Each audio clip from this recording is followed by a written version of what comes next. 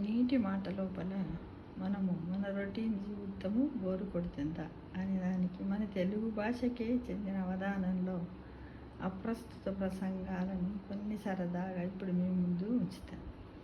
అయితే ప్రశ్నించేవాడు ఉంటాడు కదా, అతను అడిగాడట ఈ అవధానంలో రైలు పట్టాలకు కాలు పట్టాలకు అనుబంధం ఏమిటి? అయితే అవధాని గారు చెప్పారట, రైలేమో పట్టాల మీద ఉంటుంది, కాలి మీద పట్టాలు ఉంటాయనట. చమత్కారంగా మళ్ళీ పృచ్ఛకుడు అడిగాడట, కనలేని శ్రీమూర్తి ఎవరు అని.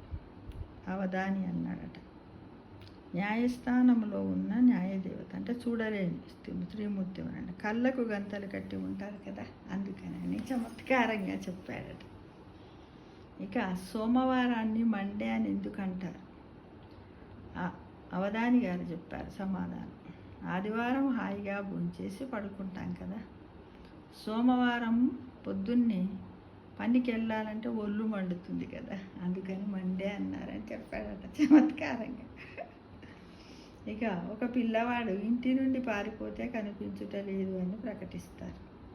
దానికి పిల్లాడి స్పందన ఏమిటి అంటే, కానీ పెంచుట లేదు కానీ పెంచుట లేదు.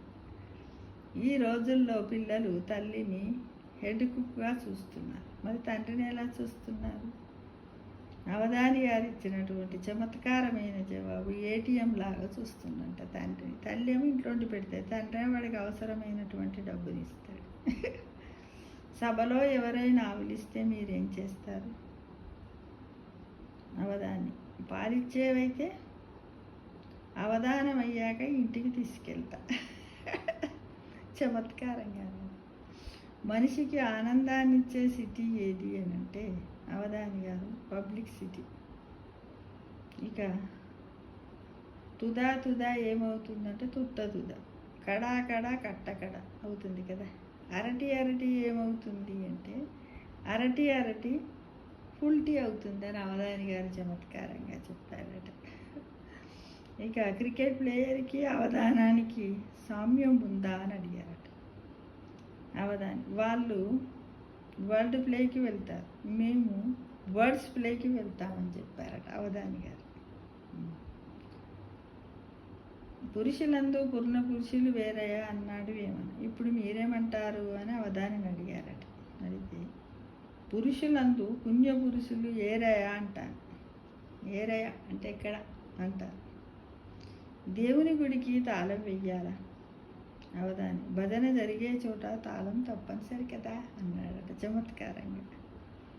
అద్దం ముందున్న ఆడవారికి మైకు ముందున్న అమాత్యులకి స్వరూప్యం ఏమిటి? ఇద్దరికీ సమయం తెలియదు.